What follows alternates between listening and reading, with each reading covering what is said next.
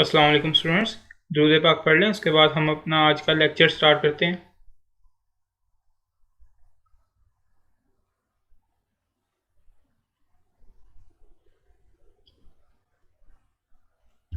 जी तो स्टूडेंट्स, हमारा chapter number 11 चल रहा था। नेचर ऑफ पार्टनरशिप इसका नाम है। पार्टनरशिप एक्ट 1932 हम स्टार्ट कर चुके थे और कुछ चीज़ें बेसिक सी चीज़ें हमने कल देखी थी। आज कुछ हम मज़ीद बेसिक चीज़ों पे ही बात करेंगे और कल के कुछ कंसेप्ट्स जो आपके थोड़े अभी बाकी हैं वो कंप्लीट हो जाएंगे। तो आज का हमारा जो फोकस होगा वो types of partners and partnership पे होगा और हम इसके क्वेश्चंस देख रहे होंगे। स्टार्ट करते हैं हम अपना topic, types of partnership and partners. सबसे पहले हम टाइप्स ऑफ पार्टनरशिप पे बात करते हैं। पार्टनरशिप की बेसिकली दो ही टाइप्स होती हैं। पहले मैं आपको एक थोड़ा सा ओवरव्यू दे दूं दोनों टाइप्स का, फिर उसके बाद जो आपके ICAP स्टडी टेक्स्ट में लिखा हुआ है उसकी हम बात करेंगे। पार्टनरशिप की दो ही तरह की टाइप्स हो सकती हैं। लॉजिकली भी सोचें तो हमें दो ही तरह की टाइप्स जो मेनली नज़र आ रही होती हैं।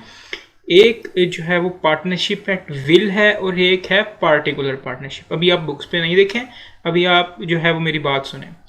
जो पार्टिकुलर पार्टनरशिप होती है वो इस तरह की पार्टनरशिप होती है जिसमें उस पार्टनरशिप को ख़त्म करने की इंडिकेशन उसके स्टार्ट पे दे दी गई हो। फॉर एग्जांपल, हम बात करते हैं, दो दोस्त आपस में बात करते हैं कि हम लोग ना एक पार्टनरशिप का बिजनेस शुरू करते हैं। अभी ईद करीब आ रही है तो हम कपड़े का काम करते हैं। ईद तक हम कपड़ा बेचेंगे तो अपना पैसा कमाएंगे, प्रॉफिट जो है वो अपना ले लेंगे। ईद तक बहुत सारी कपड़ों की सेल होने वाली है, कपड़ों की जो मार्केट है वो बहुत ज़्यादा बढ़ने वाली है। तो अब उन्होंने सोच लिया, उस बेस पे उन्होंने कपड़े का जो है वो कारोबार शुरू कर लिया। जैसे ही चांद रात आई, जैसे ही ईद आई, उन्होंने वो कपड़े का कारोबार ख़त्म कर दिया। उन्होंने जब कॉन्ट्रैक्ट किया था इस काम को करने का तो उसमें साफ इंडिकेशन नज़र आ रही थी कि वो ईद तक वो कपड़ों का कारोबार करना चाहती हैं। ख़त्म होने की जो कारोबार है, कारोबार ख़त्म होने की इंडिकेशन उनके एग्रीमेंट के दौरान ही नज़र आ गई थी। इस तरह के जो पार्टनरशिप्स एग्रीमेंट होते हैं जिनकी बेसिस पे फर्म्स बन रही होती हैं उनको हम पार्टिकुलर पार्टनरशिप कह रहे होते हैं, जिसमें ख़त्म होने की इंडिकेशन हो। फॉर एग्जांपल, अगर बड़ी ईद आ रही है तो दो दोस्त मिलकर बात करते हैं कि बड़ी ईद में अभी 2 मंथ बाकी हैं तो हम कुछ जानवर ले लेते हैं, तो उनको थोड़ा पालते हैं, उसके बाद बड़ी ईद पे ज़्यादा रेट्स पे उनको प्रॉफिट्स पे बेचेंगे। हम दोनों पार्टनरशिप में ये काम शुरू कर देते हैं, ये बिजनेस शुरू कर देते हैं। तो ये भी पार्टिकुलर पार्टनरशिप है। साफ इंडिकेशन नज़र आ रही है कि 2 मंथ बाद बकरा ईद तक ये कारोबार जो है वो करना चाहते हैं। और अगर किसी किस्म की कोई इंडिकेशन ना हो उनके एग्रीमेंट के दौरान कि हमने ख़त्म भी इस कारोबार को करना है, कोई इंटेंशन ही ना हो उन लोगों की ख़त्म करने की, तो हम इसको पार्टनरशिप एट विल कहेंगे। ये बेसिक जो डिफरेंस है पार्टिकुलर पार्टनरशिप और पार्टनरशिप एट विल में। अच्छा, एक मैं क्वेश्चन आप लोगों से पूछता हूँ। अगर partnership at will and particular partnership की जो बेसिक डेफिनेशन है वो तो आपको समझ आ गई। अगर मिस्टर ए और मिस्टर बी दो लोग एक पार्टनरशिप का एग्रीमेंट करते हैं, वो उसमें ये इंडिकेशन शो नहीं करते कि हमने कभी पार्टनरशिप बंद करनी है। वो सिर्फ इतनी बात कह देते हैं कि भाई जब हमने पार्टनरशिप बंद करनी होगी ना तो हम दोनों अपनी मर्जी से उसको बंद कर लेंगे। अब बताएं, पार्टनरशिप एट विल में गया या पार्टनरशिप पार्टिकुलर पार्टनरशिप में गया? पार्टनरशिप एट विल ये थी जिसमें ख़त्म होने की कोई इंडिकेशन मौजूद ना हो, और जो पार्टिकुलर पार्टनरशिप थी उसमें जो है वो किसी पार्टिकुलर इवेंट के लिए पार्टिकुलर टाइम तक वो जो है वो पार्टनरशिप बनाई गई हो। तो ये वाला जो एग्जांपल है जिसमें दो लोग एग्रीमेंट कर रहे हैं पार्टनरशिप का कि हमने अभी टाइम तो हम कंसीडर नहीं कर रहे, ना किसी हम इवेंट के लिए पार्टनरशिप कर रहे हैं, ना ही हम किसी किस्म का टाइम रख रहे हैं, लेकिन जब हमें ख़त्म करनी होगी ना तो हम अपनी मर्जी से दोनों बात करके बैठ के उसको ख़त्म कर लेंगे। तो ये ज़रा आप सोचे कौन सी पार्टनरशिप की टाइप बनती है। ये बनेगी पार्टनरशिप एट विल। अगर किसी भी तरह से पार्टनरशिप ख़त्म होने की इंडिकेशन शो हो रही है ना, चाहे टाइम है नहीं है, जो मर्जी है, सॉरी ये पार्टनरशिप एंड विल नहीं बनेगी, ये पार्टिकुलर पार्टनरशिप बनेगी। किसी भी तरह से इंडिकेशन शो हो रही है ना, चाहे कोई टाइम है चाहे नहीं है, लेकिन उन्होंने पार्टी को जो पार्टनरशिप है उसको ख़त्म करने की कहीं भी अपनी किसी भी अल्फाज से किसी भी एक्ट से इंडिकेशन शो कर दी तो वो पार्टनरशिप एंड विल नहीं बनेगी। ये सिंपल सी चीज़ें आपको समझ नहीं आई, फिर भी हम दोबारा इन चीज़ों को देखते हैं। अभी पहली टाइप की हम बात करते हैं, partnership at will, where no provision is made between the partners for the duration of their partnership. जब वो पार्टनरशिप का एग्रीमेंट कर रहे होते हैं तब उन्होंने उसकी ड्यूरेशन के बारे में कोई प्रोविजन ना मेड की हो, उन्होंने कोई इस किस्म का कुछ भी नहीं लिखा हो कि वो पार्टनरशिप का एग्रीमेंट कितने टाइम के लिए कर रहे हैं। और for the determination of their partnership the partnership is called particular partnership at will. इस तरह की पार्टनरशिप को हम पार्टनरशिप एट विल कहते हैं। उसके बाद any partner is free to dissolve the partnership by giving a notice. Obviously कोई भी चीज़ हमेशा के लिए तो नहीं बनती, लेकिन जब उन्होंने एग्रीमेंट किया उसमें कोई इंडिकेशन शो नहीं कि हमने कहा पार्टनरशिप एट विल हो गई। लेकिन जब भी वो उसको ख़त्म करना चाहें तो किस तरह करेंगे, क्योंकि जब उन्होंने एग्रीमेंट किया था तो उसके ख़त्म करने के बारे में कोई भी प्रोविजन शामिल नहीं थी, कहीं भी कुछ भी शामिल नहीं था कि इसको किस तरह से ख़त्म किया जाएगा। लेकिन अब उन्होंने पार्टनरशिप एट विल उस वक्त बन गई थी। अब पार्टनरशिप को चलते हुए 3 साल 4 साल 5 साल हो चुके हैं, अब वो सोच रहे हैं हम इसको ख़त्म करें। तब वो किस तरह से ख़त्म करेंगे, कोई प्रोविजन शामिल नहीं थी एग्रीमेंट में ख़त्म करने की। तब क्या किया जाएगा, तब किया जाएगा any partner is free to dissolve the partnership by giving a notice in writing to all other partners of his intention to dissolve the firm. कोई भी पार्टनर चाहता है कि भाई फर्म को जो है वो डिसॉल्व कर दिया जाए, ख़त्म कर दिया जाए, तो वो लिखेगा इस बात को अपने अल्फाज में, और वो लिखा हुआ जो नोटिस है वो बाकी पार्टनर्स तक पहुंचाएगा। The firm is dissolved as from the date mentioned in the notice as the date of resolution. अगर उसने जो लिखा है नोटिस, उसमें लिखा हुआ है कि भाई मैं 30 जून 2020 से फर्म को रिजॉल्व करने जा रहा हूँ, फर्म को ख़त्म करना चाहता हूँ, हमारा जो एग्रीमेंट है फर्म का उसको मैं ख़त्म करना चाहता हूँ 30 जून 2022 से। तो 30 जून जो 2022 की तारीख जैसे ही आएगी वो फर्म डिसॉल्व हो जाएगी, ख़त्म हो जाएगी। लेकिन अगर कोई भी डेट उसने नहीं लिखी तो जैसे ही वो नोटिस पार्टनर्स के पास, बाकी सब पार्टनर्स के पास पहुँचेगा, तब वो फर्म डिसॉल्व हो जाएगी, ख़त्म हो जाएगी जिसने वो नोटिस दिया है। जब वो नोटिस पार्टनर्स के पास पहुंचा तो फर्म जो है वो डिसॉल्व हो जाएगी। यही उन्होंने आगे लिखा हुआ है, if no date is mentioned as from the date of communication of the notice. जैसे ही वो नोटिस कम्युनिकेट हो गया पार्टनर्स को मिल गया, पार्टनर्स ने वो नोटिस पढ़ लिया, तब वो फर्म जो है वो डिसॉल्व हो गई। ये मेन चीज़ है। पहली चीज़ है बेसिक चीज़, वो तो है कि पार्टनरशिप, इस तरह की पार्टनरशिप जिसमें किसी भी किस्म की उसको ख़त्म करने की प्रोविजन शामिल ना हो, उसको डिसॉल्व करने की प्रोविजन किसी भी किस्म की शामिल ना की गई हो, तो उसे हम पार्टनरशिप एट विल कहते हैं। लेकिन अगर फ्यूचर में कभी जाके ख़त्म करने की ज़रूरत पड़ रही हो तो एक पार्टनर जिसको ख़त्म करने की ज़रूरत पड़ी है, जब बाकी पार्टनर नोटिस लिखेंगे एक राइटिंग में और उसको बाकी पार्टनर्स तक पहुंचाएंगे। जैसे ही उन लोगों तक पहुंच गया, कम्युनिकेट हो गया, पार्टनरशिप ख़त्म हो गई, या फिर नोटिस में अगर कोई डेट लिखी हुई है कि इस डेट को हमारी पार्टनरशिप ख़त्म हो जाएगी, तो उस डेट को पार्टनरशिप ख़त्म हो गई। अब ये लास्ट जो पॉइंट है इसको देखते हैं, ये बड़ा इंपॉर्टेंट पॉइंट है। If freedom to dissolve the firm at will is curtailed by agreement, like if the agreement provides that the partnership can be dissolved by mutual consent of all partners, only then it will not constitute a partnership at will। इसको underline कर लें इस सारे को।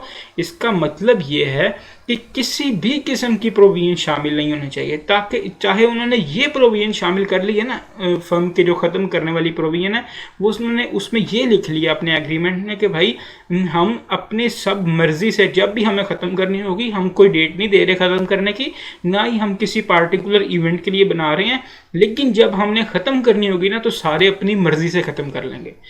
Law कहता है आपने ये बात कर दी ना, तब भी आपने ख़त्म करने वाली बात हम समझेंगे कि आपने कर दी है। इतनी सी बात पे भी वो पार्टनरशिप एट विल नहीं रहेगी। तो पार्टनरशिप एट विल में किसी भी किस्म की, किसी भी तरह की इंडिकेशन शामिल नहीं होनी चाहिए कि जो है वो पार्टनरशिप कभी ख़त्म हो रही होगी, और जब कभी ख़त्म करनी हो तो किस तरह करनी है, ये सेकंड पॉइंट में लिखा हुआ है। यहाँ से बहुत ही कम सिनेरियो जो है वो एक्सपेक्टेड होता है। लेकिन अगर चाहे तो सिनेरियो पूछ भी सकता है, लेकिन मोस्टली वो पार्टनरशिप एट विल की आपसे लोगों से डेफिनेशन और ये सब चीज़ें, इन 2-3 चीज़ों को ही पूछ रहा होता है, क्रैमिंग के बेस पे पूछ रहा होता है। तो इसको आपने अच्छी तरह याद करना है। इसके बाद हम बात कर लेते हैं पार्टिकुलर पार्टनरशिप की। इसके पहले हम एग्जाम्पल्स देख लेते हैं। Azam and Babar are partners in a firm. Azam और बाबर जो हैं वो फर्म में पार्टनर हैं। There is no formal express agreement है एंड नो ड्यूरेशन फिक्स्ड। उनके पास कोई एग्रीमेंट भी नहीं किया हुआ उन्होंने, और उसमें कोई इसको ख़त्म करने की या हमारी जो पार्टनरशिप है उसकी किसी किस्म की कोई ड्यूरेशन का जिक्र नहीं है। Azam does not want to continue. Azam जो है वो कंटिन्यू नहीं करना चाहता। This is partnership at will. ये पार्टनरशिप एट विल है। And they may give a reasonable notice of his intention to dissolve the firm to Babar and firm will be dissolved from the date mentioned in the notice। ये वही जो second point हमने dissolution वाला पढ़ा, partnership at will के case में dissolution किस तरह से होगी, वो एक नोटिस लिख के देगा और नोटिस में जो डेट होगी उस डेट को फर्म रिजोल्व हो जाएगी। और अगर उस नोटिस में किसी भी किस्म की कोई डेट उन्होंने नहीं लिखी हुई तो फर्म कब डिसॉल्व होगी, तो फर्म तब डिसॉल्व होगी जैसे ही वो नोटिस बाकी पार्टनर्स को कम्युनिकेट हो जाएगा। ठीक है, ये इसकी एक एग्जांपल थी।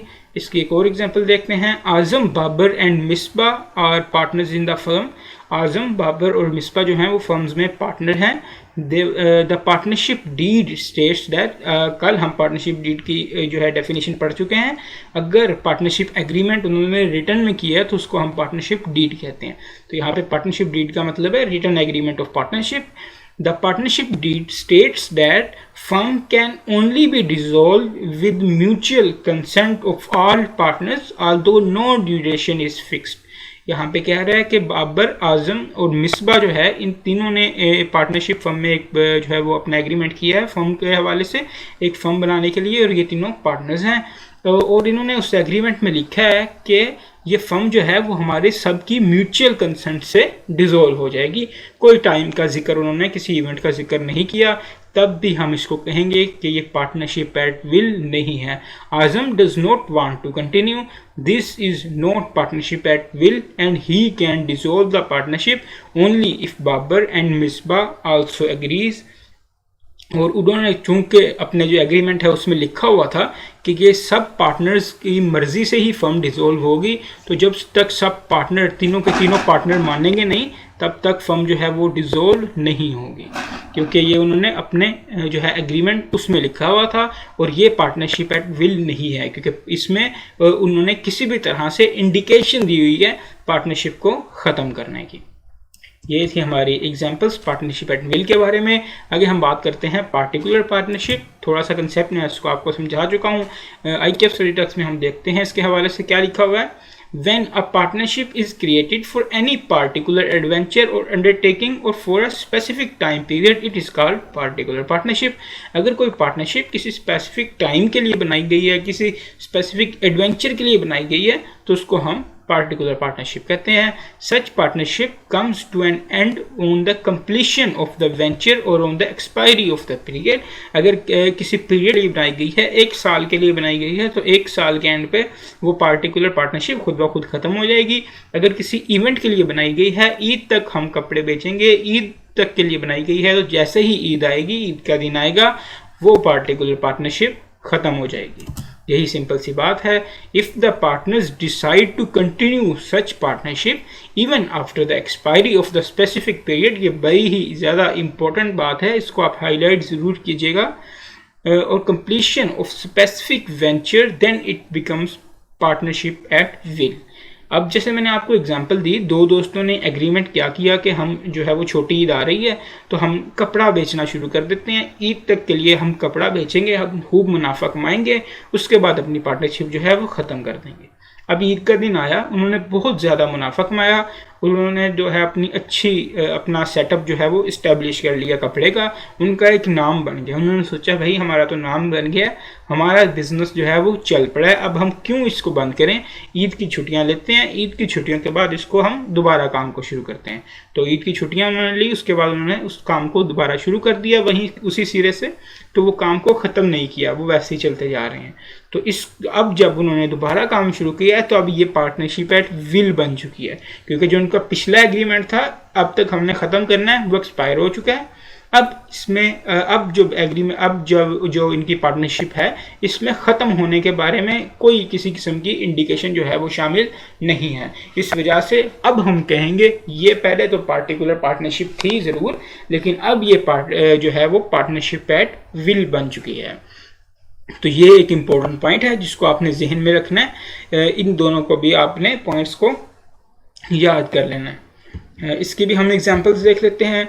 Anam and Maha entered into a partnership agreement specifically for an interior designing project. Anam और माहा जो हैं वो पार्टनरशिप एग्रीमेंट में एंटर हुई एक इंटीरियर डिज़ाइनिंग जो है प्रोजेक्ट के लिए। दिस पार्टिकुलर पार्टनरशिप, उन्होंने एक स्पेसिफिक इवेंट के लिए जो है वो पार्टनरशिप को बनाया, पार्टनरशिप को फॉर्म किया। तो उन्होंने एग्रीमेंट किया सिर्फ इंटीरियर डिज़ाइनिंग प्रोजेक्ट का, जिसकी वजह से हम कह सकते हैं कि उन्होंने एक इवेंट के लिए पार्टनरशिप फॉर्म की है। दिस इज पार्टिकुलर पार्टनरशिप, तो इसको हम पार्टिकुलर पार्टनरशिप का नाम देंगे। And it shall come to an end on the completion of project, और जैसे ही उनका वो इंटीरियर डिज़ाइनिंग का जो प्रोजेक्ट है वो ख़त्म होगा, पार्टनरशिप ऑटोमेटिकली ख़त्म हो जाएगी। लेकिन अगर इंटीरियर डिज़ाइनिंग का प्रोजेक्ट ख़त्म होने के बाद भी वो अपने पार्टनरशिप को जो है वो कंटिन्यू करते हैं, उस प्रोजेक्ट को ही आगे बढ़ाना शुरू कर देते हैं, तो ये पार्टनरशिप एट विल बन जाएगी। Adeel and Saima entered into a partnership agreement for 10 years. Adeel और साइमा जो है वो 10 साल के लिए पार्टनरशिप में एंटर हुए। तो ये क्या है, ये पार्टिकुलर पार्टनरशिप है, क्योंकि वो एक स्पेसिफिक टाइम के लिए एंटर हुए हैं। ये मैटर नहीं करता कितना टाइम है, 100 साल है, 1000 साल है, लाख साल है, लेकिन वो एक टाइम के लिए स्पेसिफिक एंटर हुए हैं, तो ये पार्टिकुलर पार्टनरशिप कहलाएगी, क्योंकि उनकी किसी भी तरह से उनके एग्रीमेंट में इंडिकेशन है कि हमने अब जो है वो पार्टनरशिप ख़त्म कर देनी है। पार्टनरशिप ख़त्म होने की इंडिकेशन उनके एग्रीमेंट में शामिल है। However, on completion of 10 years, they decided to continue the partnership. अब 10 साल गुजर गए, 10 साल के लिए उन्होंने पार्टिकुलर पार्टनरशिप बनाई थी, 10 साल का अरसा गुजर चुका है, लेकिन उसके बाद वो पार्टनरशिप जो उन्होंने बनाई थी उसको ख़त्म नहीं कर रहे। अब चूँकि वो उस पार्टनरशिप को ख़त्म नहीं कर रहे, तो हम इसको पार्टनरशिप एट विल का नाम दे सकते हैं। तो ये बेसिक कंसेप्ट्स हैं टाइप्स ऑफ पार्टनरशिप की। एक पार्टनरशिप एट विल होती है, एक पार्टिकुलर पार्टनरशिप होती है। पार्टनरशिप एट विल तब का मतलब ये होता है कि किसी भी किस्म की एग्रीमेंट में पार्टनरशिप को ख़त्म करने के लिए कोई इंडिकेशन शामिल ना हो।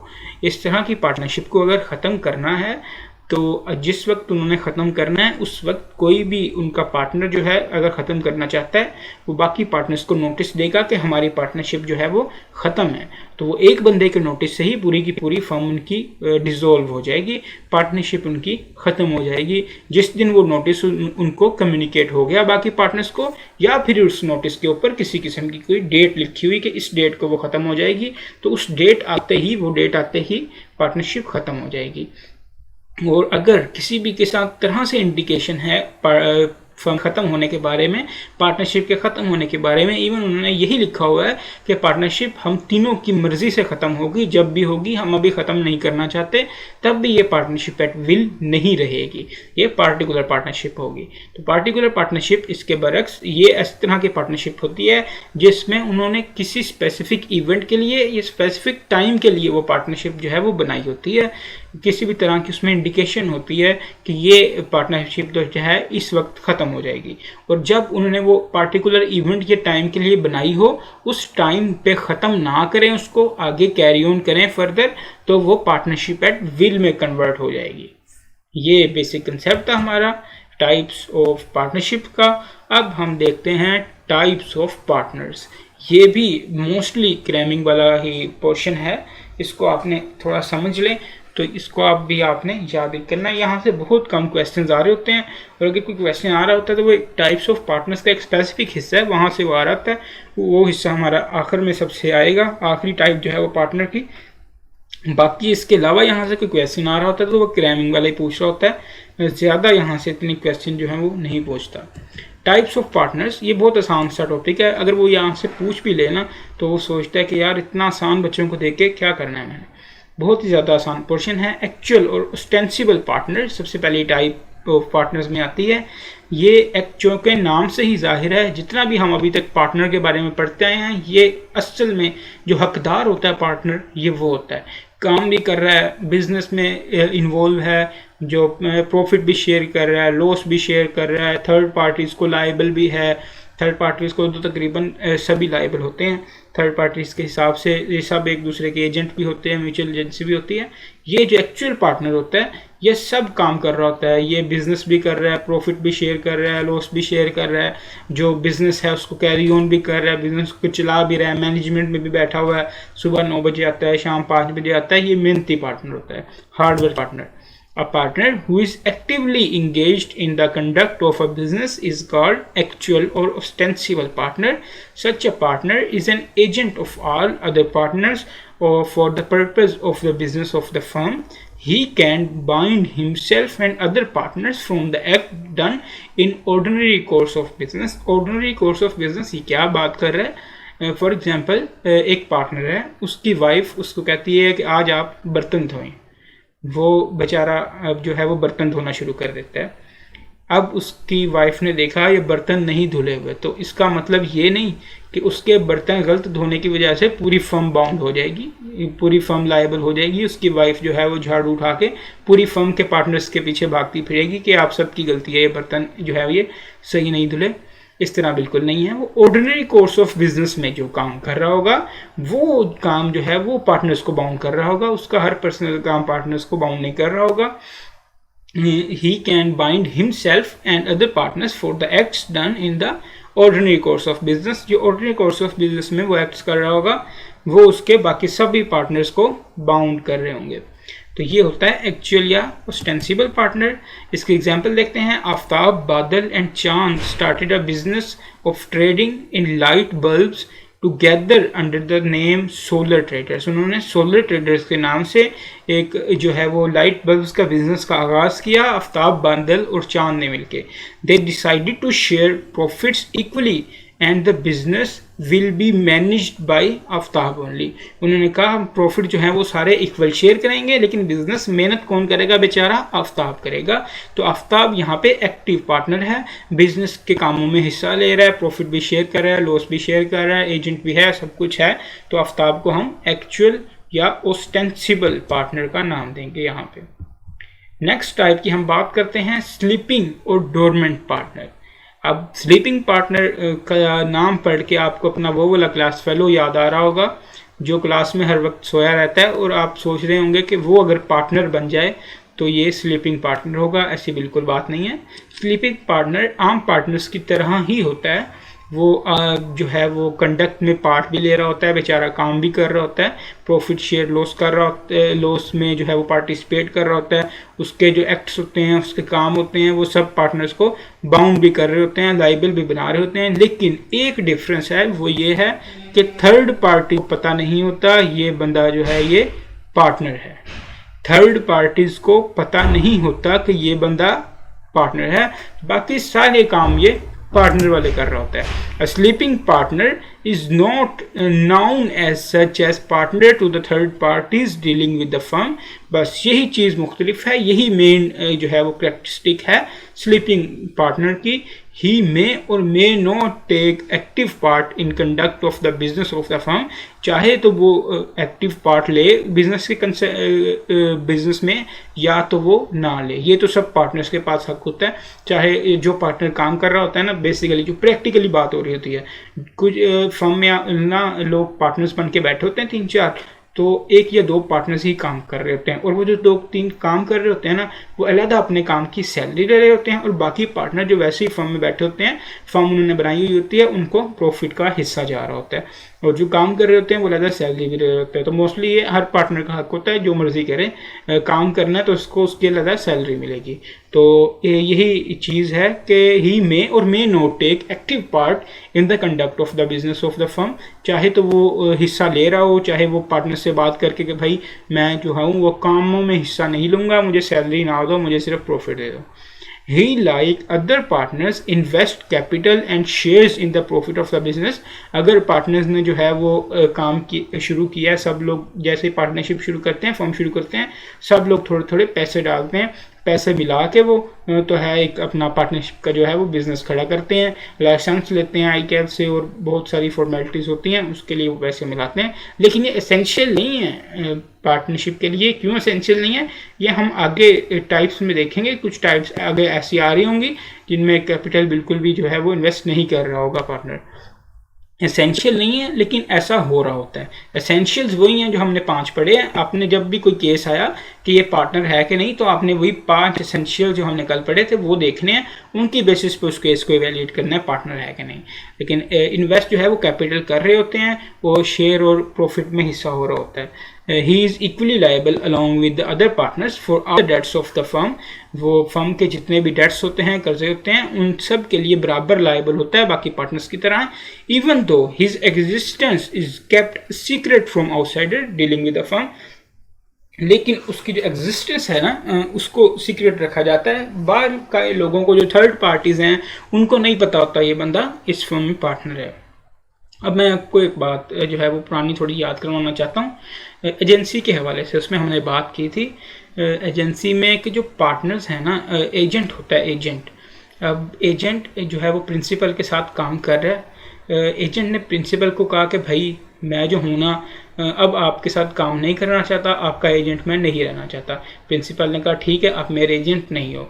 अभी बात हुई है, बाहर गया एजेंट ने जाके प्रिंसिपल के बिहाफ पे किसी से कॉन्ट्रैक्ट कर लिया, तो अब वो प्रिंसिपल जो है उस कॉन्ट्रैक्ट का बाउंड होगा, क्योंकि जो थर्ड पार्टी है उसके पास रीजनेबल रीजंस हैं ये बिलीव करने के लिए कि ये जो एजेंट है ये उसका प्रिंसिपल का एजेंट है, वो फलां प्रिंसिपल है और ये उसका एजेंट है, उसके बिहाफ पे काम करता है, हमेशा से ही काम करता है, आज पहली बार नहीं कर रहा तो वो उसको दे देता है। इसका हल क्या है, जैसे ही एजेंट की एजेंसी का जो कॉन्ट्रैक्ट है वो ख़त्म हो तो पब्लिक नोटिस दिया जाए, सब पब्लिक को बताया जाए कि ये बंदा जो है ये मेरा एजेंट नहीं रहा। न्यूज़पेपर वगैरह में जिस तरह भी देना है वो एक अलग डिस्कशन है, लेकिन बताया जाता है पूरी पब्लिक को ये बंदा मेरा एजेंट नहीं रहा, अब ये जो भी काम करेगा इसका जो है मुझसे कोई ताल्लुक नहीं। पार्टनरशिप में भी ऐसा ही होता है बिल्कुल। पार्टनर्स जो होते हैं वो एक दूसरे के एजेंट होते हैं। हमने ये बात म्यूचुअल एजेंसी में पढ़ी है, एक दूसरे के एजेंट होते हैं। तो जैसे ही कोई पार्टनर अगर रिटायर हो जाए ना फर्म से, तो फर्म का फर्ज बनता है, ये हम आगे पढ़ेंगे किसका फर्ज बनता है, किसने नोटिस देना होता है, लेकिन पब्लिक नोटिस देना होता है कि ये बंदा जो है ये हमारा पार्टनर नहीं रहा। अब इससे जो भी कोई बंदा डील करेगा वो इसका मतलब ये नहीं फर्म से डील कर रहा है। ये मैंने सारी कहानी आप लोगों को इसलिए सुनाई, हालांकि हमने आगे पढ़ना भी है, ताकि आप लोगों को ये एक 5,000 रुपये वाला नोट समझ आ सके। A sleeping partner is not required to give public notice of his retirement as he is not liable for any act done by the firm after his retirement. Sleeping partner को public notice देने की कोई ज़रूरत नहीं है अगर वो retire हो जाता है। क्यों ज़रूरत नहीं है भाई, लॉजिकल सी बात है, पब्लिक को तो पहले ही नहीं पता कि ये बंदा पार्टनर है कि नहीं, तो नोटिस देख के उनको बेचारों को ज़रूर कंफ्यूज करना है कि पहले पार्टनर था पार्टनर नहीं रहा। उसको बिल्कुल भी कोई पब्लिक नोटिस देने की ज़रूरत ही नहीं है, क्योंकि लोगों को पता ही नहीं है कि फर्म का पार्टनर था, तो वो उससे उस हवाले से कोई कॉन्टैक्ट करेंगे तो वो फर्म को बाउंड नहीं कर रहा होगा। तो ये एक सिंपल सी बात है। इसकी हम एग्जांपल देखते हैं। आफ्ताब, बादल एंड चांद started a business of trading in light bulbs together under the name Solar Traders। Solar Traders के नाम पे आफ्ताब, बादल और चांद ने एक बिजनेस शुरू किया। तीनों ने पार्टनरशिप एग्रीमेंट में जो है वो अपने आप को एंटर किया।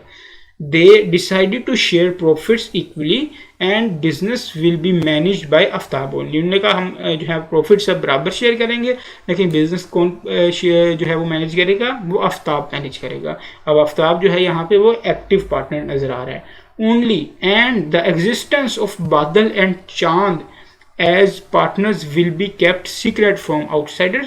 और बादल और चांद जो है इनकी जो एग्जिस्टेंस है वो एज अ पार्टनर उसको सीक्रेट रखा जाएगा, बाहर वाले लोगों को नहीं बताया जाएगा कि ये दोनों जो हैं वो पार्टनर हैं। तो इसको हम स्लीपिंग पार्टनर कहेंगे। और अगर ये दोनों कभी रिटायर होते हैं तो इनको पब्लिक नोटिस भी नहीं देना पड़ेगा कि हम लोग रिटायर हो गए हैं या फर्म को कि ये बंदे जो हैं वो रिटायर हो गए हैं। तो ये एक और टाइप थी पार्टनर्स की। एक और टाइप की हम बात करते हैं। यहाँ पे जो आपका एक कंसेप्ट था sharing of profit is a prima facie evidence, उसकी मज़ीद जो है वो तस्दीक होगी नॉमिनल पार्टनर के केस में। नॉमिनल पार्टनर क्या होता है? फॉर एग्जांपल हम किसी जो है हीरो की, नेशनल हीरो की एग्जांपल लेते हैं, शाहिद अफरीदी की बात कर लेते हैं कि उसका जो है वो एक नाम है, वो लोग उसको पसंद करते हैं, वो एज ए नेशनल हीरो है। तो कोई आप 2-3 लोग मिलके एक फर्म बनाते हैं, वो शाहिद अफरीदी के पास जाते हैं कि भाई आप सिर्फ हमें ना अपना नाम दे दें, हम अपनी फर्म का नाम रखेंगे शाहिद अफरीदी एंड कंपनी, ताकि हम आपका नाम यूज़ कर सकें। अब वो बिल्कुल भी किसी किस्म का शाहिद अफरीदी ना कोई कंडक्ट ऑफ बिजनेस में इन्वॉल्व हो रहा होगा, वो कहेगा चलो यार मेरा नाम रख लो, आप अच्छा काम करने लगे हो तो मैं आप लोगों से प्रॉफिट भी नहीं ले रहा, प्रॉफिट ना ले। वो ये कह सकता है कि मैं आप अपना नाम देने के बदले हर महीने इतने पैसे लिया करूँगा, हर साल इतने पैसे लिया करूँगा, that's a separate discussion.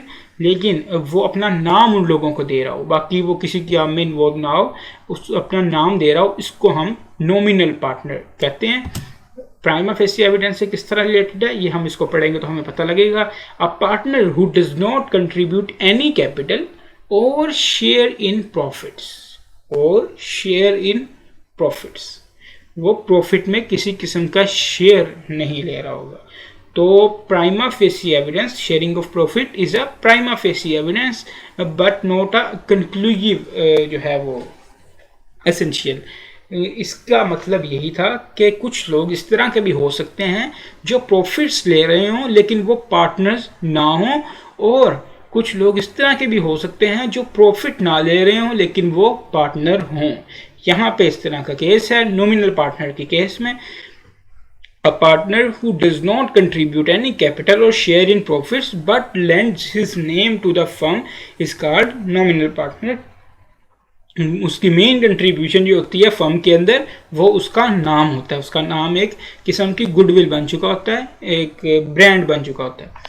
He along with other partners is liable to the outsiders for the debts of the firm. वो बिल्कुल उसी तरह फर्म के जो डेट्स हैं उसके लिए लाइबल होता है, क्योंकि थर्ड पार्टी के हवाले से आप देखें, चाहे वो स्लीपिंग डोरमेंट पार्टनर, चाहे साइलेंट पार्टनर, चाहे कोई भी पार्टनर की टाइप है ना, तो जो थर्ड पार्टी है ना वो जिस पे मर्जी मुकदमा करे, वो शाहिद अफरीदी भी मुकदमा कर ले, भाई आपका नाम देख के मैंने इस फर्म पे जो है वो अपना ट्रस्ट किया था, इसके साथ कॉन्ट्रैक्ट किया था, ये फर्म डिफॉल्ट कर गई है, मेरे पैसे नहीं ले रही, आप पैसे दे। शाहिद अफरीदी उसको पैसे देगा, कोर्ट में जाएगा केस, कोर्ट शाहिद अफरीदी को कहेगी कि पैसे दे। उसके बाद शाहिद अफरीदी का उन पार्टनर्स के साथ अलग मामला है कि भाई आप लोगों ने कहा था कि सिर्फ नाम लोगे मेरा, मेरे कोई भी किसी किस्म की इन्वेस्टमेंट लॉसेस नहीं लोगे, तो इतना मुझे नुकसान हुआ है, उस बंदे ने मुझसे इतने पैसे लिए हैं, आप लोग पूरा करो। वो उनको लेके अदालत में जा सकता है कि इन्होंने मेरे साथ जो है वो पार्टनर, नॉमिनल पार्टनर वाला कॉन्ट्रैक्ट किया था, अब ये लोग, इन लोगों की वजह से मुझे उस बंदे को जो है वो पैसे देने पड़े हैं, अब इन लोगों से जो पैसे रिकवर करके मुझे दिए जाएं। अदालत इस मामले में शाहिद अफरीदी का बिल्कुल साथ देगी, लेकिन थर्ड पार्टी के हवाले से सब के सब लायबल होंगे, सब एक दूसरे के एजेंट हैं, क्योंकि चाहे नॉमिनल पार्टनर है, चाहे साइलेंट पार्टनर है, चाहे एक्चुअल पार्टनर है, जिस तरह का मर्जी पार्टनर है वो एजेंट है। ये बात, म्यूचुअल एजेंसी वाली बात कहीं भी डिनाई नहीं हो जाएगी, वो एजेंट रहेंगे एक दूसरे के। इसकी एग्जांपल हम देखते हैं, Azam and Babar started a law firm, they also requested a retired senior lawyer Arif to join in.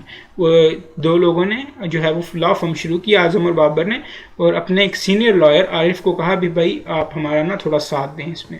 Arif stated that they can use his name as partner but he would not be able to give his time to the firm and that he would not share in profits as well. उसने कहा भाई ना मुझे profit चाहिए ना मेरे पास time है, आप लोग मेरे जो हो वो बड़े अच्छे जूनियर्स हो, तो आप लोग इस तरह करो, मेरा नाम यूज कर लो। Arif is a nominal partner and would still be liable to outsiders for the acts of the firm.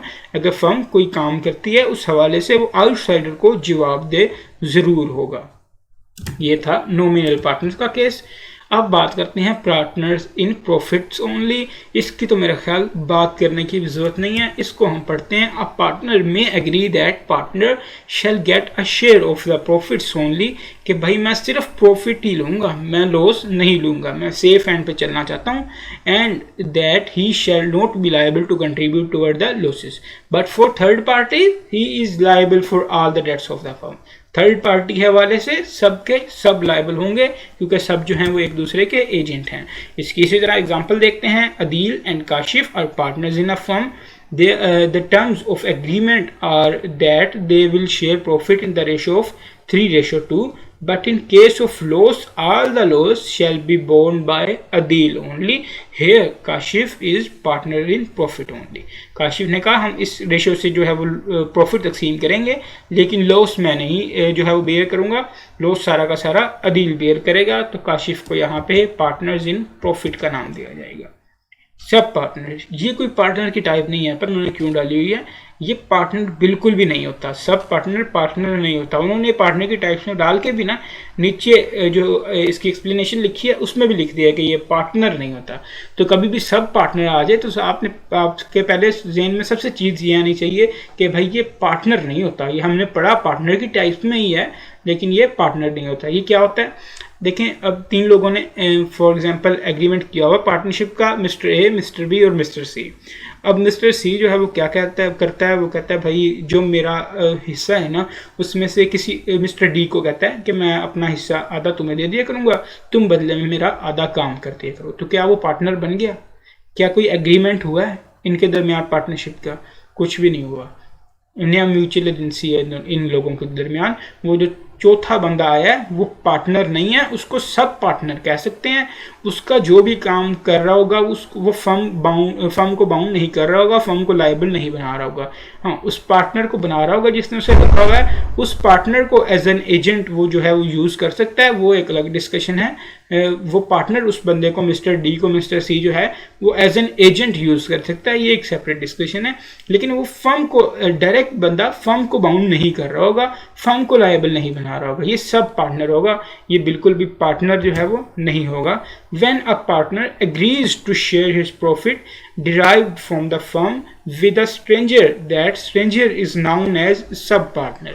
किसी अजनबी के साथ जो है वो अपना हिस्सा डिवाइड करता है। वो कहता है भाई मुझे इतना प्रॉफिट मिलता है, मुझे 1 लाख का प्रॉफिट मिलता है, उसमें से मैं 50,000 का आपको दे दिया करूंगा, बदले में आप मेरा ज़्यादा काम कर दिया करो या कोई भी काम कर दिया करो। A sub-partner is in no way connected with the firm and cannot represent himself as a partner of the firm। वो ना ही खुद को जो है वो partner of the firm represent कर सकता है, ना ही वो partner है। He has no right against the firm or nor he is liable for the act of the firm। ना उसका कोई right है firm के against, ना उसकी कोई duty है firm के against। कोई फर्ज जिम्मेदारियाँ कुछ भी नहीं है, वो firm से बिल्कुल separate है बंदा। Adil and Kashif are partners in a firm। The term of agreement are that they will share profit in the ratio of 3:2। Unknown to Kashif, Adil further agrees with his friend Adnan to share half of his individual share. उसने कहा मेरा जो 3:2 का मुझे profit जो है वो मिलता है, उसमें से आधा प्रॉफिट मैं अपने दोस्त को दे दिया करूँगा। From the partnership with Kashif, Adnan is a sub partner. तो अब जो अदनान है, जो उसका दोस्त है अदील का, जिसको वो अपना हिस्सा दे रहा है, वो सब पार्टनर है।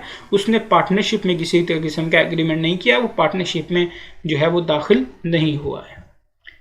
ये था सब पार्टनर। अब बात करते हैं, ये ऑलमोस्ट सेकंड लास्ट हमारी टाइप है जिसका नाम है साइलेंट पार्टनर, खामोश पार्टनर। ये बिल्कुल नाम की तरह ही खामोश होता है, ये कोई बात नहीं करता। को जो काम कर रहे हैं वो आप चुप करके करते रहो आराम से, जो मैनेजमेंट में जो काम कर रहा है वो करता रहे। इसका मैनेजमेंट में जो काम होते हैं ना उनसे कोई वास्ता नहीं होता, ये उसमें हिस्सा नहीं लेता मैनेजमेंट के कामों में, इसको सिर्फ भाई अपने प्रॉफिट से वास्ता होता है। Those who by agreement with other partners have no voice in management of the partnership business। उसकी मैनेजमेंट में कोई अमल दखल नहीं होता बिजनेस में। They share profits and losses and fully liable for the debt of the firm। बाकी सारा उसका एक्टिव पार्टनर वाला काम होता है वही वाला, लेकिन उसका जो मैनेजमेंट है उसमें किसी किस्म का कोई अमल दखल नहीं होता। ये साइलेंट पार्टनर होता है। आफ्ताब, बादल एंड चांद स्टेटेड। अच्छा, यहाँ से वो इस तरह का भी आपको एक सिनेरियो दे सकता है। वो एक सिनेरियो बनाए कि फलां जो 3 लोग हैं वो पार्टनर्स हैं, तो आप इनकी टाइप आइडेंटिफाई करें। ये MCQs खास तौर पे आ सकते हैं। MCQs में आपको जो है एक 2-3 लाइन्स का एक छोटा सा सिनेरियो लिखा हुआ मिल जाए और उसने पार्टनर जो हैं उनके दरमियान रिलेशनशिप को थोड़ा एक्सप्लेन किया हो। नीचे 4 ऑप्शन हों, silent partner, dormant partner, sleeping या dormant partner, sub partner, actual partner. इन चारों में से बता दें ये कौन सी पार्टनर की टाइप है। तब इस तरह से भी यहाँ से आपसे क्वेश्चन पूछ सकता है, यहाँ से वो इस तरह से भी पूछ सकता है, define and explain silent partner, define जो है वो dormant partner, define actual partner, 2-2 marks के इस तरह से भी आपसे यहाँ से क्वेश्चन पूछ सकता है। तो Aftab, Badal and Chand started a business of trading in light bulbs to gather profits together under the same solar traders, under the name solar trader, solar trader के नाम से उन्होंने एक बिजनेस शुरू किया था इन्होंने। They decided to share profits equally and the business will be managed by Aftab only. Aftab सिर्फ बिजनेस को मैनेज करेगा, नजर आ रहा है ये बंदा एक्टिव पार्टनर है। And Badal and Chand will not take any active part in management although their existence shall be unknown to outsider। उनकी एग्जिस्टेंस जो है वो आउटसाइडर को पता है, लेकिन वो किसी किस्म का बिजनेस में हिस्सा नहीं लेंगे, तो इनको हम साइलेंट पार्टनर का नाम देंगे। लास्ट और main part, partner by estoppel और होल्डिंग आउट। जब हम एजेंसी का जो है वो पढ़ रहे थे ना, तब मैंने आप लोगों को एक एग्जांपल दी थी। आप 3 लोग हैं, 3 दोस्त हैं, वो तीनों दोस्त जाते हैं एक बिजनेस मीटिंग के लिए। तो साथ आपका चौथा दोस्त भी वो तैयार हो जाता है, वो कहता है मैं भी साथ चलता हूँ, आप लोग उनको भी साथ लेके चले जाते हैं। आप थर्ड पार्टी के पास जाते हैं, उससे सारी बिजनेस डील करते हैं। आपने थर्ड पार्टी को बताया होता है भाई हम जो है ना अपने पार्टनर्स साथ लेके आ रहे हैं, हम अपने पार्टनर्स के साथ आ रहे हैं। जब वो चौथे बंदे को देखता है, आप लोगों ने उसको नहीं कहा स्पेसिफिकली कि ये मेरा पार्टनर है, वो उस सर्कमस्टांसेस के हवाले से उसके पास रीजनेबल रीजंस मौजूद हैं कि ये सारे इकट्ठे लोग आए हैं और ये भी जो बंदा है ये पार्टनर लग रहा है, ये पार्टनर होगा, क्योंकि आप लोगों ने पहले ही उसको बताया हुआ कि हम सब पार्टनर्स आएंगे आपके साथ बिजनेस डील करने। इस हवाले से वो समझेगा कि ये बंदा भी पार्टनर है। तो इसको हम पार्टनर बाय स्टॉपल और होल्डिंग आउट कहेंगे। वो जो बंदा है अगर वो किसी किस्म की कोई गड़बड़ कर जाता है, या फिर आप लोगों की फर्म जो है वो किसी किस्म का डिफ़ॉल्ट कर जाती है उस थर्ड पार्टी के साथ, अब थर्ड पार्टी बजाय तीनों को सू करने के वो चारों को सू कर सकती है, क्योंकि वो पार्टनर बाय स्टॉपल और होल्डिंग आउट था, यही एजेंट था। अब पार्टनरशिप में भी सेम यही केस है, वो पार्टनर बाय स्टॉपल और होल्डिंग आउट था। अगर वो बंदा थर्ड पार्टी के साथ कल को जाके कॉन्ट्रैक्ट करता है, आप लोगों को कुछ भी नहीं पता, आप लोग आराम से बैठे हो अपने घरों में, वो कहता है मैं उन लोगों का जो हूँ एजेंट हूँ। वो पार्टी सोचती है हाँ ये उस दिन उन लोगों के साथ आया था, उसके पास रीजनेबल रीजन हैं बिलीव करने के लिए, तो ये उनका एजेंट बिल्कुल हो सकता है। अगर तो वो आप लोगों के साथ नहीं आया होता, आप लोगों कभी उसको इस तरह से बिजनेस मीटिंग में ना लेके गए होते, फिर वो जाके थर्ड पार्टी को एवं जाके कह देता अभी मैं उन लोगों का पार्टनर हूँ, मैं उनका दोस्त हूँ, इस तरह वो कहानी सुना देता है, तब थर्ड पार्टी ने यकीन नहीं करना। वो एक मैंने आपको बताया था लॉ समझता है कि हम लोग एक समझदार इंसान है, जो इंसान जिन पे हम लॉ अप्लाई कर रहे हैं वो लोग समझदार हैं। तो समझदार पार्टनर ऐसे किसी पे यकीन, समझदार इंसान ऐसे किसी पे यकीन नहीं कर लेता, तब आप लोग किसी भी तरह से बाउंड नहीं होते। अगर वो कर भी लेता, वो जो चौथा बंदा है वो जाता उस थर्ड पार्टी के पास, उस थर्ड पार्टी को जा कहता वो 3 लोग जो है ना पार्टनर हैं, उनसे आप लेन देन करते रहते हैं, मैं भी उनका चौथा पार्टनर हूँ। ना आप लोगों ने उसको बताया है, ना किसी किस्म की कोई इंडिकेशन है उसके पास, वो वैसे ही उसको बिलीव कर लेता है कि भाई वाकई तो हो सकता है पार्टनर है, मुझे पता है तो उनके साथ जो है वो स्कूल में पढ़ता रहा है, या कोई भी इस तरह की बात कि आप पार्टनर उसके हो सकते हो। इस बेस पे वो बिलीव करके उसके साथ कॉन्टैक्ट कर लेता है। अब जब डिफ़ॉल्ट करता है तो वो आप लोगों को थर्ड पार्टी कोई नुकसान नहीं पहुंचा सकती, उसका सीधा उसके साथ ही मामला था। लेकिन ये जो एग्जाम्पल है पहले मैंने एक्सप्लेन की, आप तीनों उसे कहते हो कि हम सब पार्टनर्स जो हैं वो आपके पास आ रहे हैं मीटिंग के लिए, और बाद में रास्ते से आप अपने दोस्त को उठा लेते हो, वो भी साथ चला जाता है। वो जो थर्ड पार्टी है अब उसके पास रीजनेबल रीजंस है ये बिलीव करने के लिए ये बंदा जो है ये आप लोगों का पार्टनर होगा। तो उससे अगर वो इस तरह का कॉन्ट्रैक्ट कर लेता है या उसको सू करना चाहता है तो वो भी थर्ड पार्टी के हवाले से बिल्कुल लायबल हो जाएगा। इसको हम पढ़ते हैं when a person holds himself out as a partner। hold himself out as a partner का क्या मतलब है? आप जाते हो, 4 लोग जाते हो एक बिजनेस मीटिंग पे, वो चौथा बंदा है वो आपका पार्टनर बिल्कुल भी नहीं है, आप लोगों ने बताया भी नहीं हुआ, या फिर आप पार्टी में एक अपने बिजनेस क्लाइंट को मिल लेते हो, आप काफ़ी सारे लोग हो, तो वो जो साथ आप लोगों के बंदा है वो आपका पार्टनर नहीं है, वो आके बढ़ बढ़ के बातें कर रहा है, वो अपने आप को शो करता है कि भाई मैं इन लोगों का पार्टनर हूँ, और आप लोग समझते हो ये मजाक कर रहा है किसी किस्म का, आप लोग स्माइल कर देते हो या इस तरह का कोई रिएक्ट करते हो, तो अगला जो बंदा है अब उसके पास रीजनेबल रीजन है बिलीव करने को।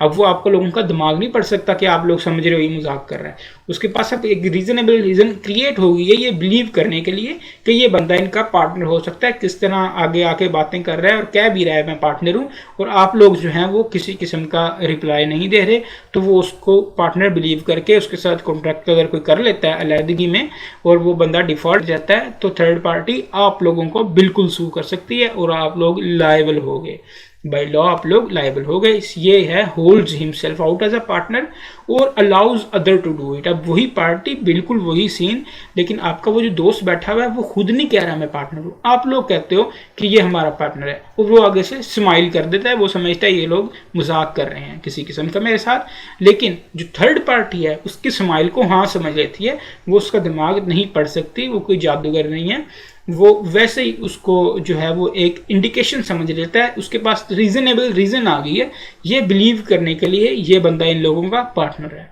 अब आप लोग जब डिफॉल्ट करते हो तो वो आप लोग चारों पे केस कर सकता है। ये पार्टनर बाय स्टॉपल और होल्डिंग आउट होता है। बेसिकली चीज़ ये होती है जो थर्ड पार्टी है ना उसके पास कोई रीजनेबल रीज़न आ जाए बिलीव करने के लिए कि ये इनका पार्टनर हो सकता है, लेकिन एक्चुअल में पार्टनर ना हो, तो उसको हम पार्टनर बाय स्टॉपल और होल्डिंग आउट कहते हैं, और वो थर्ड पार्टी को लायबल हो जाता है। तो where a person holds himself out as a partner और allows other to do it, they are then stopped from denying the character he has assumed। तब वो उसको डिनाई नहीं करता जो करेक्टर वो प्ले कर रहा है, वो लोग उसको कहते हैं उनका पार्टनर है, वो आगे से स्माइल करता है, वो उसको डिनाई नहीं करता, उसको चाहिए डिनाई करे, या आप लोगों को चाहिए आप लोग डिनाई करेंगे भाई ये हमारा पार्टनर नहीं है, या वो खुद डिनाई करे कि मैं इनका पार्टनर नहीं हूँ, तब तो माना जाता है कि पार्टनर नहीं हूँ। लेकिन डिनाई नहीं करता, he has assumed and upon the faith of which creditors may be presumed to have acted। सबसे इंपॉर्टेंट लाइन ये है कि थर्ड पार्टी जो क्रेडिटर है, जो थर्ड पार्टी है, वो ये समझ रही है उसके पास एक रीजनेबल रीजन आ गई है, वो ये प्रिज्यूम कर रही है, उसको ये फेथ हो चुका है, उसको ये यकीन हो चुका है कि आप जो हैं ये बंदा जो है ये आप लोगों का पार्टनर है, तब इसको हम पार्टनर बाय स्टॉपल और होल्डिंग आउट कहते हैं। और पार्टनर बाय स्टॉपल और होल्डिंग आउट थर्ड पार्टीज के हवाले से बिल्कुल लायबल हो रहा होता है। इसकी हम एग्जांपल देखते हैं, मजीद चीज़ें आपको क्लियर हो जाएंगी। Paras represents to Rizwan that he is a partner in the firm of Arsalan, Numan and Ali. Paras ने खुद को रिप्रेजेंट किया कि भाई मैं ना रिजवान को उसने रिप्रेजेंट किया कि मैं अरसलान, नुमान और अली का पार्टनर हूँ, while actually he is not a partner, जबकि वो पार्टनर नहीं है। On the faith of this representation Rizwan gives credit to the firm, उसने फर्म को कर्जा दे दिया इस मामले पे। The firm becomes insolvent subsequently, और फर्म जो है वो सब्सिक्वेंटली इंसॉल्वेंट होगी। सॉरी, ये इस एग्जांपल को हम दोबारा पढ़ते हैं। Paras represents to Rizwan that he is a partner in the firm of Arsalan, Numan and Ali. Paras ने रिजवान को रिप्रेजेंट ये किया कि मैं अरसलान, नुमान और अली की जो फर्म है उसमें पार्टनर हूँ, while actually he is not a partner, जबकि वो पार्टनर नहीं है। On the faith of this representation Rizwan gives credit to the firm. इस रिप्रेजेंटेशन की बेस पे रिजवान ने क्या किया, फर्म को क्रेडिट दे दिया, अरसलान, नुमान और अली को क्रेडिट दे दिया। उसने समझा ये जो पारिस है ये उन लोगों का पार्टनर है, ये बड़ा अच्छा बंदा है, तो इसके हवाले से उसने उन तीनों को क्रेडिट दे दिया। द फर्म बिकम्स इंसॉल्वेंट, अब फर्म का जो है वो दिवालिया निकल गया। Rizwan can make Paras liable on the basis of holding out and Paris is stopped from denying that he is partner in the firm। और अब जो है वो रिजवान जो है वो पारस पे बिल्कुल उसी तरह केस कर सकता है, उसको पार्टनर ठहरा सकता है। क्यों? क्योंकि उसने खुद रिप्रेजेंट किया था पारस ने कि मैं अरसलान, नुमान और अली का पार्टनर हूँ, जिसकी बेस पे रिजवान जो है रिजवान उसने अरसलान, नुमान और अली को कर्जा दे दिया। अब पारस के चाहे ख्वाबो ख्याल में भी ना हो कि मेरी इस रिप्रेजेंटेशन की वजह से वो इन तीनों को कर्जा दे चुका है या उन तीनों के साथ और कॉन्ट्रैक्ट कर चुका है। अब फर्म जब भी डिसॉल्व हो, जब भी इंसॉल्वेंट हो, रिजवान पारस को जो है वो सू कर सकता है, चाहे पारस को कुछ पता है कि नहीं। पता कि हुआ क्या है, लेकिन उसने खुद को रिप्रेजेंट ज़रूर किया था। अब जो रिजवान है उसके पास रीज़नेबल रीजंस मौजूद हैं ये सोचने के लिए, ये अज्यूम करने के लिए, इस बात पे फेथ रखने के लिए कि ये पारस जो है ये लोगों का पार्टनर है। Paras is stop from denying that he is partner in the firm.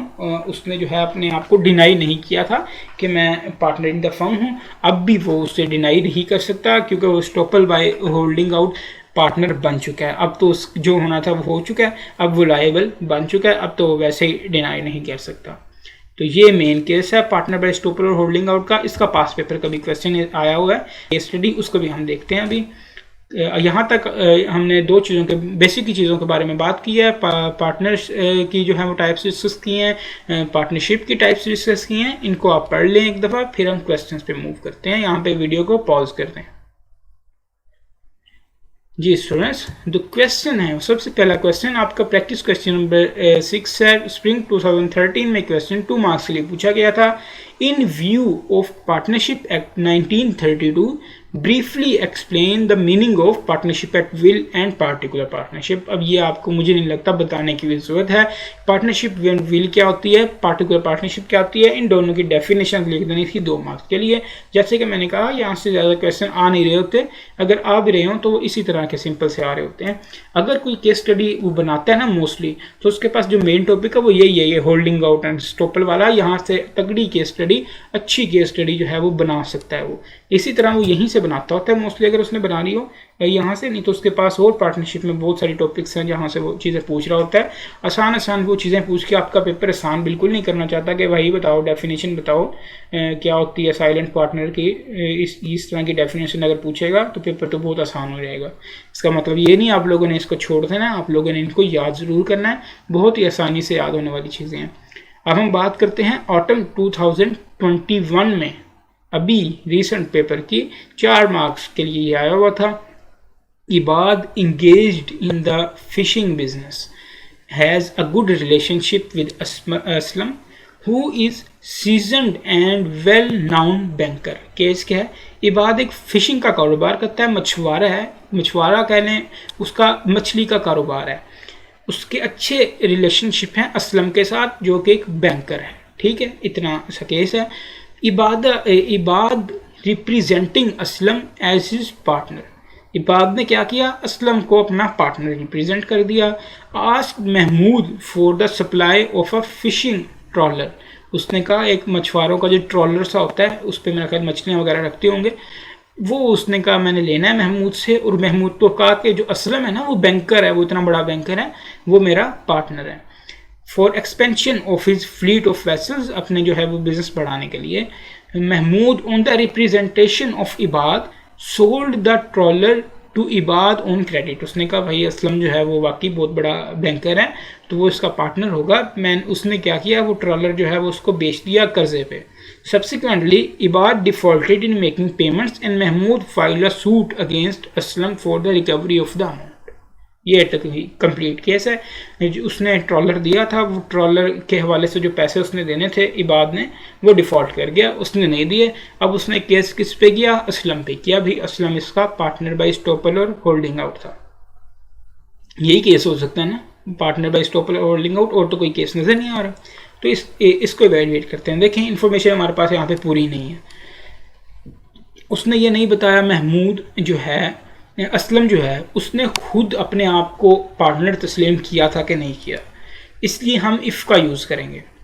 हम क्या कहेंगे, अगर तो असलम ने खुद को होल्ड किया हिमसेल्फ एज अ पार्टनर, या उसको पार्टनर रिप्रेजेंट करने दिया, खुद नॉलेज था उसको कि ये पार्टनर रिप्रेजेंट कर रहा है, बाद में ये नहीं उसको पता था कि इसने कि किस मकसद के लिए जो है वो मेरी इस रिलेशन को यूज़ करना है, इसने उससे क्या बिजनेस करना है, इससे कोई सरोकार नहीं।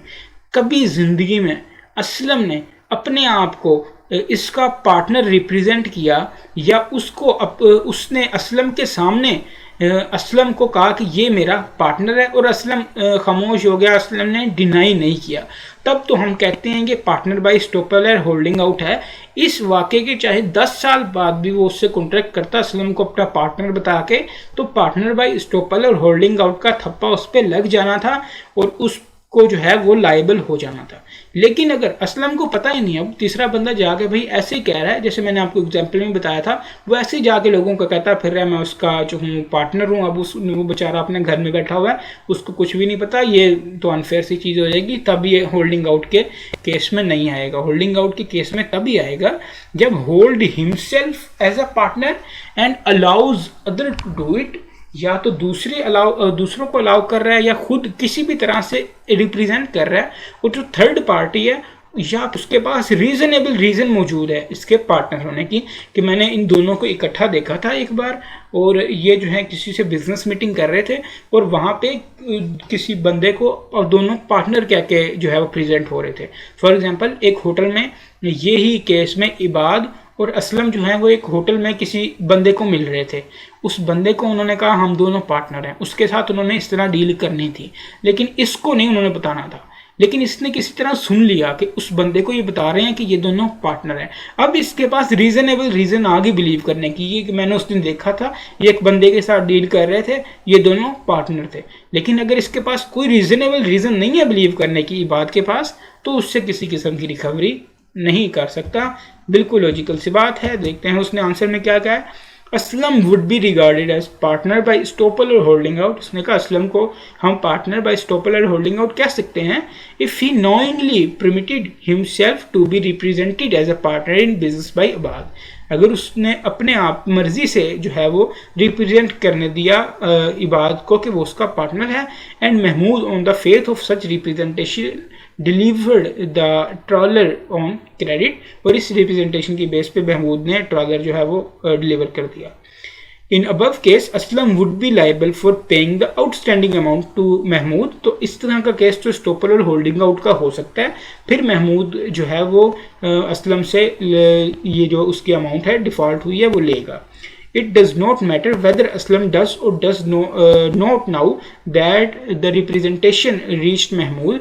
तो ये मैटर नहीं करता कि महमूद असलम को पता था कि नहीं पता था, रिप्रेजेंटेशन पहुंच गई है महमूद को। ये क्या कहना चाह रहा है, वही वाली जो मैंने आपको एग्जांपल दी, महमूद और असलम और इबाद जो हैं वो किसी थर्ड पार्टी के साथ एक होटल में कोई बिजनेस मीटिंग करने आए हैं, जहाँ पे ये दोनों अपने आप को रिप्रेजेंट कर रहे हैं उस थर्ड पार्टी को एज अ पार्टनर। लेकिन वहाँ पे ये महमूद मौजूद था, असलम को नहीं पता था हमारी बातें महमूद भी सुन रहा है। महमूद ने लेकिन उनकी बातें सुन ली और समझ लिया कि असलम जो है वो उनका पार्टनर है। अब इस बात से कोई ताल्लुक नहीं है इस चीज़ का कि असलम को पता है कि नहीं, कि वो महमूद भी जानता है कि मैं उसका पार्टनर हूँ, उसे भी किसी तरह से पता लग गया कि ये बात मैटर नहीं करती। अगर थर्ड पार्टी के पास रीजनेबल रीज़न है बिलीव करने के कि ये जो है बंदा इसका पार्टनर है, चाहे वो पार्टनर है चाहे नहीं है, तब वो जो है उसको पार्टनर बाय स्टॉपल और होल्डिंग आउट तस्वर कर लिया जाएगा। आगे क्या कहता है, however Aslam would not be considered as holding out partner. Aslam को होल्डिंग आउट पार्टनर कंसीडर नहीं किया जा सकता कब, and therefore would not be liable to pay the outstanding amount to the Mahmood if he had denied Ibad representation. अगर उसको पता था कि भाई इबाद ने रिप्रेजेंट किया और उसने डिनाई कर दिया, उसने कहा भाई मैं इस बंदे का पार्टनर नहीं हूँ, holding himself out as a partner in business, और if he had no knowledge of Ibad representation, या उसको पता ही नहीं जो इबाद है वो लोगों को मुझे अपना पार्टनर बताता फिर है, उसको इस बात का इल्म ही नहीं है, वो बेचारा आराम से घर में बैठा हुआ है और इबाद सबको कह रहा है ये मेरा पार्टनर है, ये मेरा पार्टनर है, और इबाद के पास कोई रीजनेबल चीज़ नहीं है, ना थर्ड पार्टी के पास कोई रीजनेबल चीज़ है ये बिलीव करने के लिए कि वो उसका पार्टनर हो सकता है। तो ये मेन केस था। जब आप लोगों को कंप्लीट इन्फॉर्मेशन ना दी गई हो तो कभी अपनी तरफ से चीज़ें अज्यूम करके उसका डिसीजन नहीं लेना। आप लोगों ने इफ़ यूज़ करना है और जो दो कंडीशन पॉसिबल हैं दोनों की दोनों ही बता देनी है ताकि एग्जामिनर को पता चल जाए। हम बेसिकली हमारा मकसद एग्जामिनर को कन्वे करना होता है कि हमें ये चीज़ आती है, हमें ये कंसेप्ट आता है, हम समझ चुके हैं आप क्या पूछ रहे हो, तो एग्जामिनर को पता चल जाए तो आपको पूरे मार्क्स दिए जाएंगे। अगर आप एक चीज़ पे फोकस करके उसको लिख देंगे तो हो सकता है एग्जामिनर दूसरी चीज़ डिमांड कर रहा हो तो वो सोचे कि इसको सिर्फ यही आता था, दूसरी चीज़ नहीं आती थी, और वो आपके मार्क्स डिडक्ट कर ले। तो ये था हमारा चैप्टर नंबर 11। कल इंशाल्लाह हमारी मुलाकात होगी चैप्टर नंबर 12 के साथ। हम जैसे ही इन 3 चैप्टर्स को कंप्लीट करेंगे टेस्ट हम तब कंडक्ट करेंगे। तब तक के लिए अल्लाह हाफिज़।